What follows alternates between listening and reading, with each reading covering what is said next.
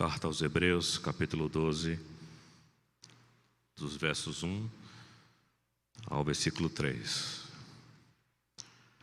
Portanto, também nós, visto que temos a rodear-nos tão grande nuvem de testemunhas, desembaraçando-nos de todo o peso e do pecado que tenazmente nos assedia, corramos com perseverança a carreira que nos está proposta, olhando firmemente para o autor e consumador da fé, Jesus, em qual, em troca da alegria que lhe estava proposta, suportou a cruz, não fazendo caso da ignomínia, e está assentado à destra do trono de Deus.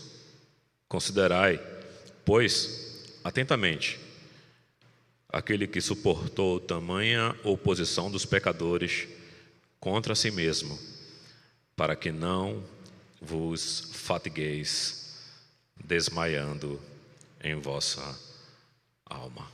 Vamos orar. Senhor, nós te louvamos nessa noite, porque estamos na tua assembleia e Jesus, o Senhor, é o que nós indizivelmente mais necessitamos nesta noite. Esse culto é para a tua glória, mas que o Senhor possa, por meio do seu Espírito Santo, descortinar os nossos olhos, para que possamos ver o Rei da Glória, para que a luz da glória do Evangelho de Jesus possa ser descortinada e possamos ver a beleza do Senhor, as maravilhas do Senhor. Nos ajuda, Pai, pela intervenção do Espírito Santo sobre este vaso de barro que aqui está. Em nome de Jesus, amém. Meus irmãos, um prazer estar de volta, compartilhando a palavra com os irmãos. Quero agradecer ao pastor Adriano. Mas esse texto é um texto que tem muita relevância para os nossos dias. O autor, nós não sabemos quem escreveu, ele escreve para um grupo que estava vivendo uma dispersão, havia uma perseguição, e a igreja ali, os irmãos, estavam vivendo algumas situações muito críticas, como se apostatando da fé, voltando a costumes judaicos. E essa carta é uma carta de advertência, é uma carta que que chama a nossa atenção, que vem como um intuito de nos levar a entender a supremacia de Jesus.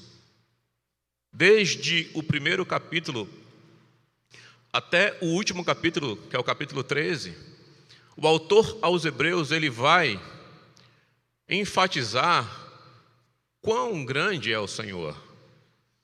Quando começa no capítulo 1, no versículo 1, que ele diz: outrora Deus falou de muitas formas e de muitas maneiras aos pais pelos profetas, mas nos últimos dias nos falou pelo Filho, a quem constituiu herdeiro de todas as coisas, e por ele fez o universo. Ele é a exata expressão do seu ser, o resplendor da glória de Deus. Depois de ter feito a aspersão dos nossos pecados, assentou-se à destra da majestade de Deus nas alturas.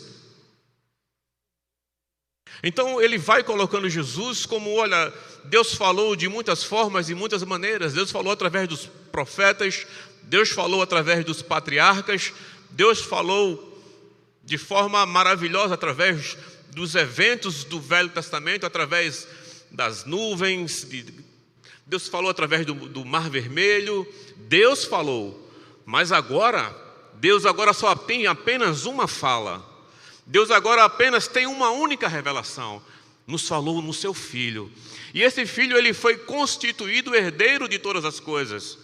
E este Filho, Jesus, como Paulo diz em Colossenses, que para Ele, por meio dele, são todas as coisas. Como ele diz em Romanos 11, que tudo é para Ele, por Ele e por meio dele. Em Colossenses, Paulo vai dizer que Ele é o primogênito de todas as coisas.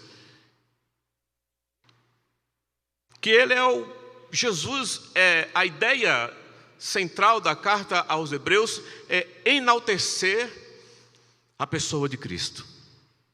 E dentro deste mundo caído que nós estamos vivendo, dentro deste mundo relativista, onde o desânimo e o pecado têm sido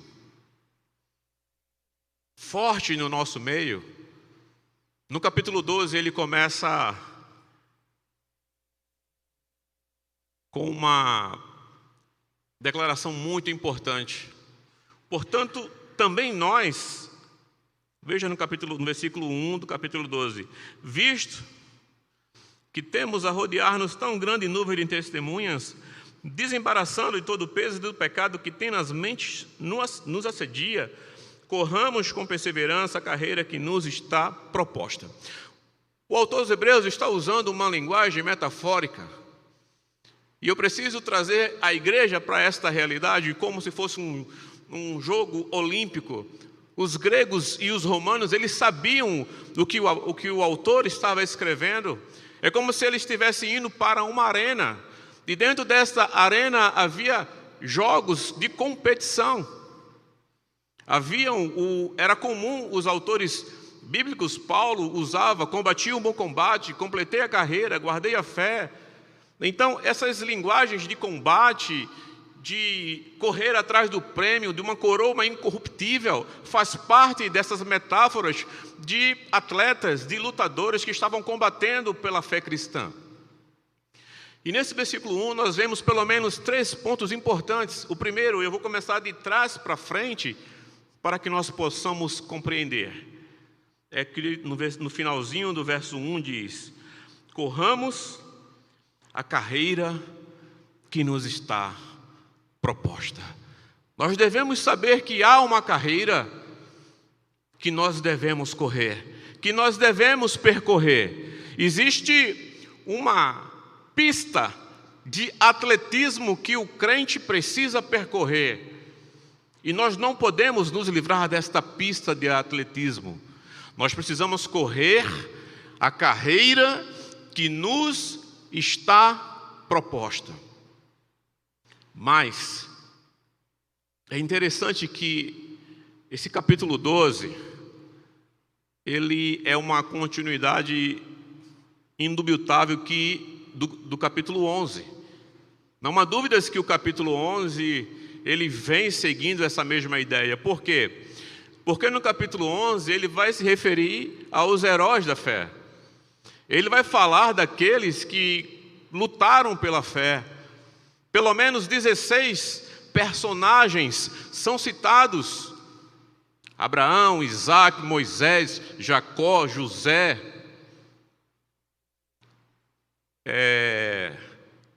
Raabe, Moisés, Sara. Então, muitos exemplos de fé de pessoas que correram esta carreira, que caminharam na carreira da fé, que participaram dos seus jogos, que foram para suas pistas de competições. É por isso que nós temos que entender, primeiro, que nós temos uma carreira. Mas o autor aos Hebreus, ele começa a trazer um estímulo para os seus leitores no início do versículo, quando ele diz: portanto, também nós, visto que temos a rodear-nos tão grande nuvem de testemunhas. E é aqui que está. Visto, portanto, também nós temos que somos rodeados de tão grande nuvem. A ideia de nuvem pode ser hoste, pode ser grupo, pode ser, essa é a ideia, essa nuvem de testemunhas que o autor está escrevendo, está se relacionando diretamente com o capítulo 11.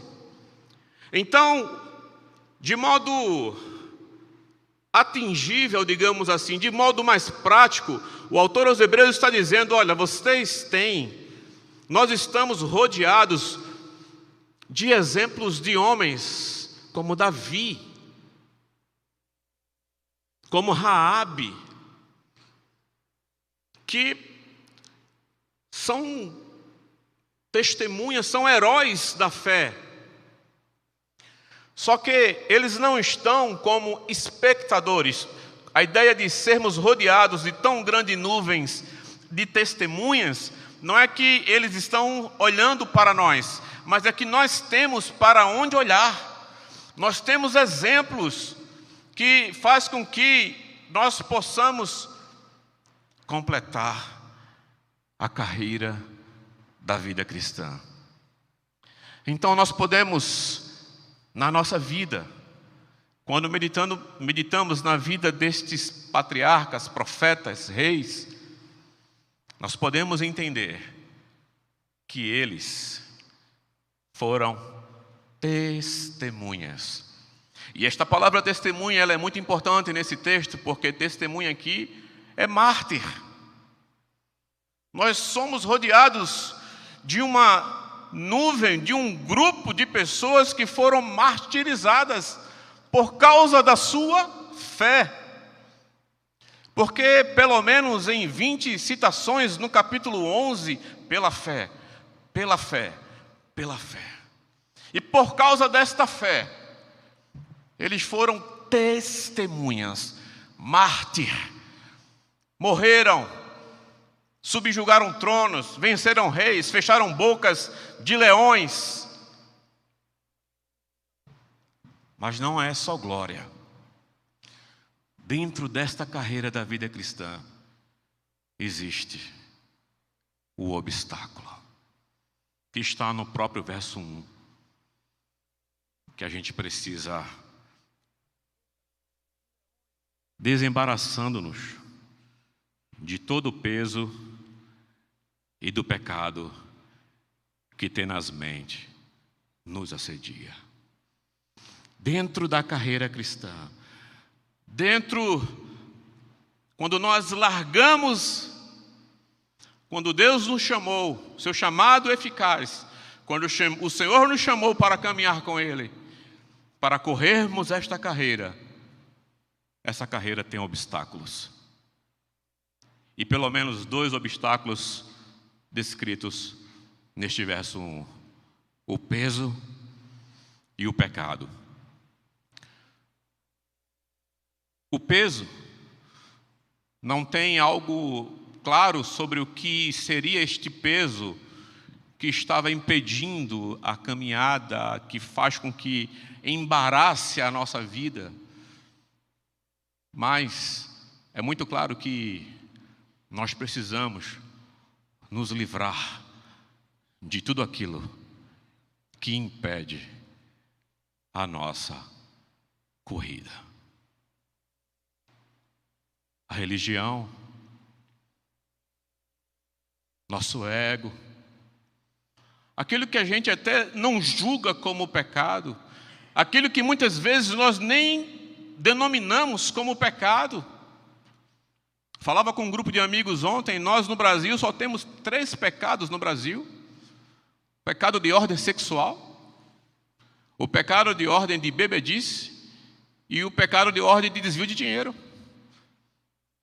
Se fosse assim, nós não precisaríamos de Cristo, irmão. E o pecado não está ligado apenas à ordem sexual, moral, ou a quem bebe, ou a quem desvia dinheiro. Então nós precisamos entender que existem pesos que nós estamos seguros por estes pesos. Alguns eruditos traduzem que seriam os pesos de preparação para os atletas que estavam correndo, e eles precisavam se livrar daquilo. Outros falam que eram a roupa que eles usavam, que atrapalhava as passadas para que eles pudessem correr.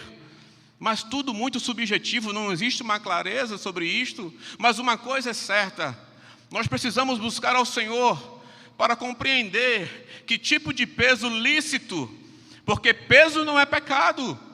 Peso é algo que me atrapalha a corrida cristã, que talvez seja lícito, que talvez seja conforto, que talvez seja bom, que talvez seja até uma bênção, mas é uma bênção que não me permite correr a carreira cristã. Nós temos que, nessa carreira cristã, transpor este peso, porque o peso sempre vai estar ali. Mas também nós temos o pecado, que tenazmente, que com muita intensidade nos assedia. E é interessante que a Bíblia, quando cita Davi como um herói da fé, Davi teve questões morais de pecado na sua história bíblica. Mas ele está aí como um herói da fé. Também o autor não cita neste verso um pecado claro, um pecado definido. Mas dentro do contexto da carta aos Hebreus, o pecado mais claro, que foi o pecado que dominou o coração do povo de Israel, é o pecado de incredulidade. O povo não entrou na terra prometida, a primeira geração, por causa da incredulidade dos seus corações. Era um povo obstinado, de coração duro. É por isso que, se você olhar aqui comigo no capítulo 11, o próprio texto vai se explicar, versículo 5 de Hebreus, citando a Enoque, que foi um herói da fé. Pela fé, Enoque foi trasladado para não ver a morte, não foi achado, porque Deus o trasladara, pois antes da sua transladação, obteve testemunho de haver agradado a Deus. De fato, sem fé é impossível agradar a Deus. Porquanto é necessário que aquele que se aproxima de Deus creia que Ele existe e se torna galardoador daqueles que os buscam. Observe que este pecado de incredulidade, Deus está questionando na vida de Enoque. Enoque andou com Deus, citação de Gênesis. Enoque andou com Deus e Deus tomou para si. Isso é a citação de Gênesis. O autor dos Hebreus vai explicar que ele obteve bom testemunho de ter agradado a Deus. Mas sem fé é impossível agradar a Deus. Porquanto aqueles que se aproximam de Deus, é necessário que creia que Ele existe. Agora, me parece óbvio você dizer e eu pensarmos, é claro que nós sabemos que Deus existe. Mas não é apenas saber que Deus existe numa perspectiva mental, intelectual.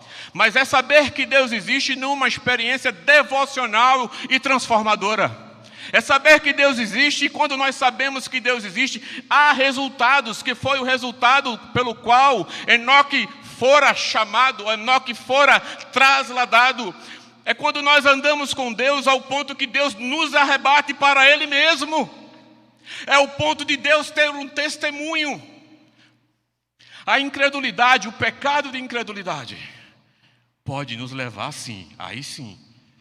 Quando nós não cremos que Deus existe, na perspectiva devocional, da consciência, da glória de Deus, de quem é Deus, dos seus atributos, da minha devoção, da minha entrega, aí sim nós podemos cair nas esparrelas que qualquer pecado possa nos seduzir. Porque nós somos assediados. E nós sentimos o assédio, meu irmão. Nós sentimos na nossa carne a luta contra o pecado. O autor aos Hebreus coloca muito claro: vocês precisam correr a carreira que está proposta, mas vocês precisam se desembaraçar do peso e do pecado que fortemente, que intensamente vos assedia.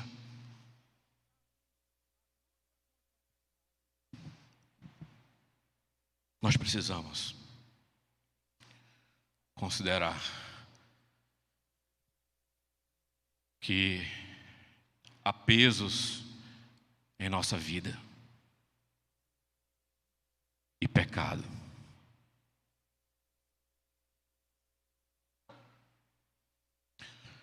Que precisam ser transpostos, deixados, para que nós possamos correr a carreira. No versículo 2.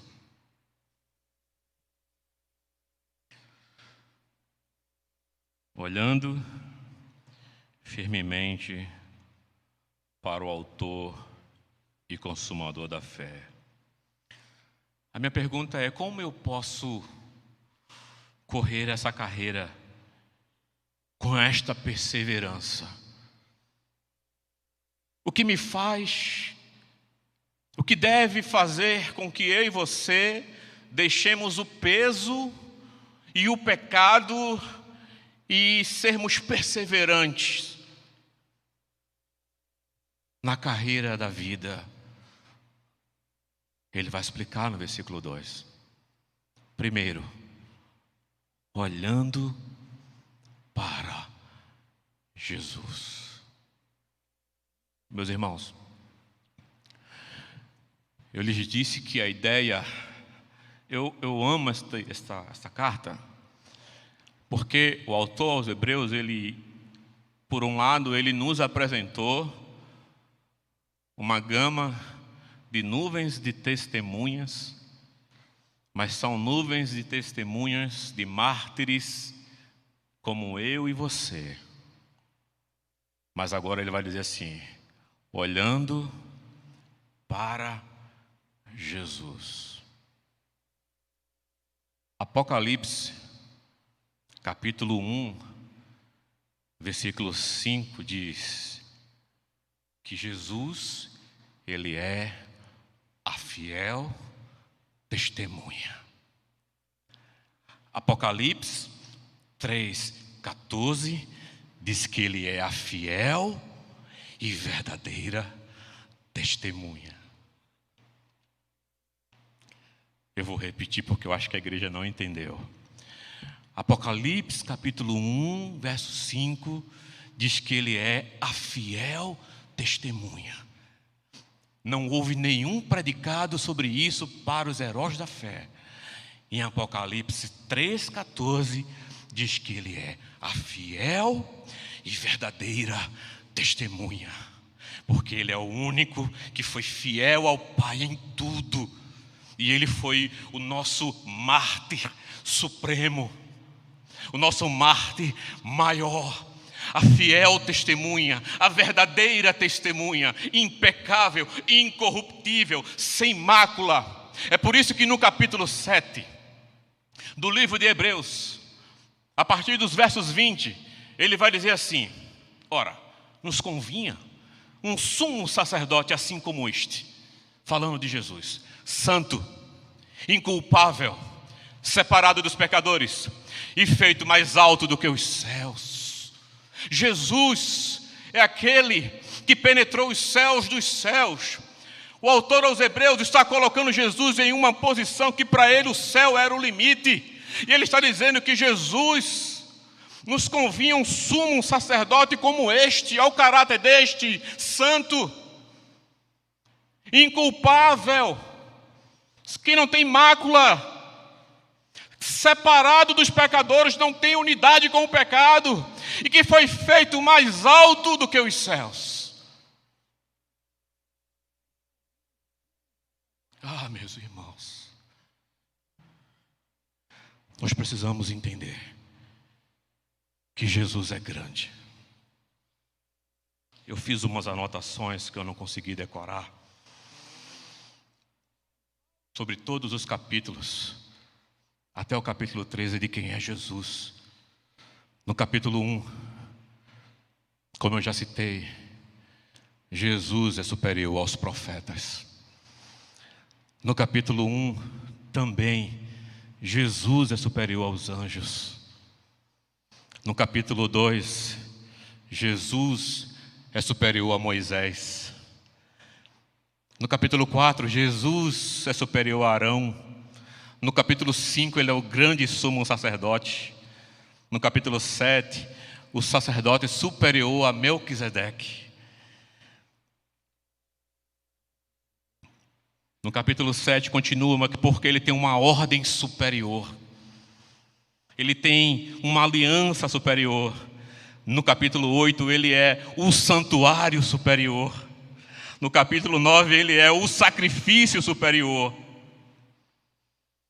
No capítulo 10, ele é o objeto da fé.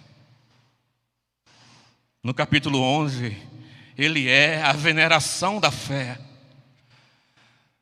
No capítulo 12, onde nós estamos, ele é a quem nós devemos olhar para ele. No capítulo 13, ele é o mesmo ontem, hoje e eternamente. Ele é, ele foi e ele será. Superior aliança, superior sacrifício, superior aos anjos, superior a Melquisedeque, superior a Arão, superior a Moisés. Falava com os amigos ontem que se o autor fosse falar das pestanas de Cristo, ele ia dizer: as de Cristo são superiores. Que devoção, que entrega. Por isso que ele diz: olhando firmemente para a fiel testemunha, que pelo seu sangue, como diz Apocalipse capítulo 1, comprou para Deus povos de todas as tribos, línguas e nações, constituindo-nos reinos e sacerdotes. É este Cristo de Hebreus, do Evangelho, que deve motivar com que nós corramos a carreira e nos livremos dos pesos e possamos pular e deixar o pecado para continuar olhando firmemente para o autor e consumador da fé. Alguns eruditos dizem que esse texto, olhar para o Senhor, é possivelmente a citação de Levítico 21, 8, quando o povo de Israel estava sendo picado pelas serpentes, e a ordem que Deus deu a Moisés era que Moisés erguesse numa haste uma serpente, e todos aqueles que fossem picados pelas serpentes por causa do juízo do próprio Deus seriam curados. Assim como Moisés levantou uma serpente em uma haste para trazer cura, não cura física apenas, o autor aos Hebreus colocou Jesus no livro de Hebreus como a haste, para que nós possamos olhar para Ele. No Salmo 27, versículo 4, o pedido de Davi: uma coisa eu peço ao Senhor, e a buscarei, que eu possa morar na casa do Senhor todos os dias da minha vida, para contemplar a beleza do Senhor e meditar no seu templo.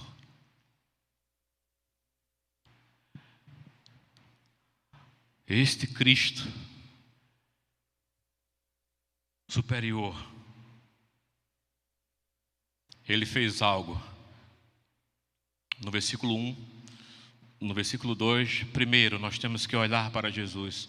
Segundo,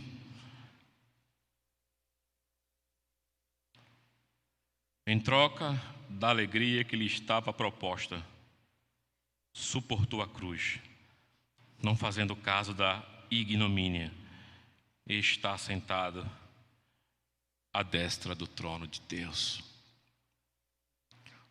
Nós temos que valorizar e compreender que Jesus, uma melhor tradução seria, em vez de, não em troca da alegria, mas em vez da alegria que lhe estava proposta, ele foi para uma cruz para poder nos salvar, para poder nos redimir, para fazer com que eu e você tenhamos ânimo para continuar correndo a carreira que nos está proposta.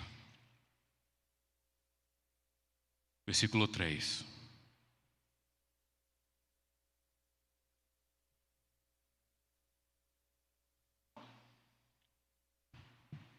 Considerai, pois, atentamente aquele que suportou tamanha oposição dos pecadores contra si mesmo, para que não vos fatigueis desmaiando em vossas almas. A preocupação do autor aos Hebreus é que nós devemos considerar a Cristo, aquele que suportou, aquele que passou por esse processo. Verso 12 e 3, da parte final do verso 12 para o início do verso 13, eles estão muito relacionados, que é a ideia da obra sacrificial de Cristo, e que nós devemos considerar esta obra, da sua vergonha, do seu sacrifício, contra si mesmo, para que não vos fatigueis, desmaiando em vossa alma. Se nós não olharmos para o Senhor, nós podemos ter um desmaio espiritual. Eu fui estudar um pouquinho o que é desmaio. É interessante que as pesquisas que fiz, todas elas dizem: primeira coisa quando você tem um desmaio é a perda da consciência. E se eu e você perdermos a consciência, estaremos vulneráveis. Desmaios, talvez estejamos vivendo um tempo onde o desmaio é generalizado, para que não vos fatigueis, para que não vos canse. Mas junto com os sintomas do desmaio, que é a perda da consciência, o corpo já dá avisos: mãos frias, suando frio, baixa, queda da pressão arterial. Então o corpo já vai dando o sinal. E é onde a gente vê isso? No versículo 12 deste mesmo capítulo.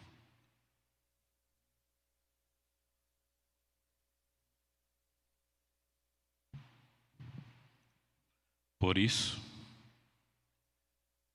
restabeleceis as mãos descaídas e os joelhos trôpegos. Observe a figura: mãos descaídas e joelhos trôpegos. Alguém que está prestes a desmaiar, alguém que está prestes a cair, que as pernas não estão mais sustentando, que as mãos não estão mais aguentando. Não estão aguentando o quê? O peso e o assédio do pecado. que é o contexto do texto que nós estamos lendo, e já estão fracos, pernas sem forças, porque o Senhor não quer que nos fatiguemos e desmaiemos. Mas a vontade do Senhor está no versículo 13. E fazei caminhos retos para os vossos pés, para que não se extravie o que é manco, antes seja curado. Talvez na estrada da fé cristã nós não estamos conseguindo mais correr, mancos, puxando uma perna, aparentemente com todos os sintomas de desistir. Mas nós devemos olhar para Ele. No Salmo 34 diz assim: olharam para Ele e foram iluminados. Seus rostos não serão confundidos.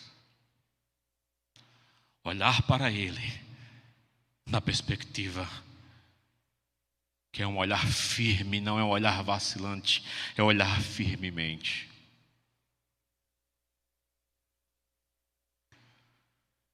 Havia, em 1929, a história de um homem, talvez alguém aqui já tenha visto. Eu não vou falar o sobrenome dele para ficar mais simples. A vida de Eric. Eric era um corredor. Inclusive saiu até um filme em 1981. O nome do filme é Carruagem de Fogo. Não é um filme pentecostal, tá? É um filme. E Eric, ele era filho de um pastor missionário na China,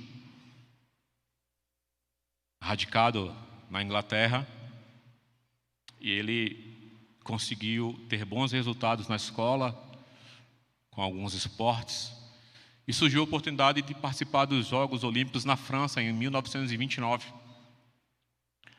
Seu pai, pastor, ele é um homem de oração, ele é um homem de fé, um homem que buscava o Senhor. Quando estava indo, ele era o favorito, ele era o melhor que tinha na prova de 100 metros rasos, com grandes resultados, uma aposta para a Inglaterra, uma aposta que todo mundo estava apostando na vida de Eric. E quando ele está a caminho da França, chega uma notícia que a prova que ele ia correr, que era um dia de semana, foi mudada para o domingo. Mas Eric era crente, e domingo era o dia do Senhor. E ele disse: eu não vou correr essa prova. É lindo isso, irmãos. Eu não corro essa prova, porque domingo é o dia do Senhor. E ele foi pressionado, ele foi questionado, mas ele manteve-se resoluto, ao ponto que um atleta dos 400 metros trocou com ele, porque a prova dos 400 metros seria num dia de semana. E eles trocaram. E Eric assumiu o desafio de correr numa prova 4 vezes mais do que ele estava acostumado. E ele foi correr esta prova. E no dia da prova, ele tinha uma noiva. A noiva dele deu um bilhete, e no bilhete estava escrito: os que confiam no Senhor voarão como asas, como águia, correrão e não se fatigarão. Ele pegou aquilo na mão dele, ele apertava aquele bilhete, onde continha o versículo, e ele correu. E ele foi o único a ganhar uma prova até hoje nos 400 metros, como um corredor inglês. Mas ele não negociou os princípios de Deus. Mas essa não é a melhor parte da vida de Eric. A melhor parte da vida de Eric é que ele ganhou a medalha olímpica, tem esse status de ser o único nas provas dos 400 metros, mas ele abandona, ele casa e vai para a China ser um missionário. Abandona a carreira, abandona a fama, casa-se, tem 3 filhos e foi correr a carreira do Senhor. E lá com 43 anos, Eric morreu no campo missionário, fazendo a vontade do Senhor. Essa sim é o que nós devemos lembrar de Eric Liddell, um corredor inglês, que saiu dos 100 metros para os 400. A nossa vida é assim, irmãos. A caminhada pode ser de 400 metros, mas os que esperam no Senhor renovarão as suas forças, correrão em asas como águias. Que o Senhor nos abençoe e que possamos olhar para Jesus, o autor e consumador da nossa fé. Sabe o que significa autor e consumador da fé? Para não deixar passar. Autor é pioneiro. É uma ideia diferente de autor, porque a gente pensa muito em autor como aquele que só apenas escreve um roteiro ou criou algo. Mas quando a Bíblia fala que Jesus é o autor, ele está falando que ele é o pioneiro. É aquele que fez esta obra de fé. Mas não somente o pioneiro, mas aquele que concluiu a obra como consumador. A ele a glória, a ele o louvor.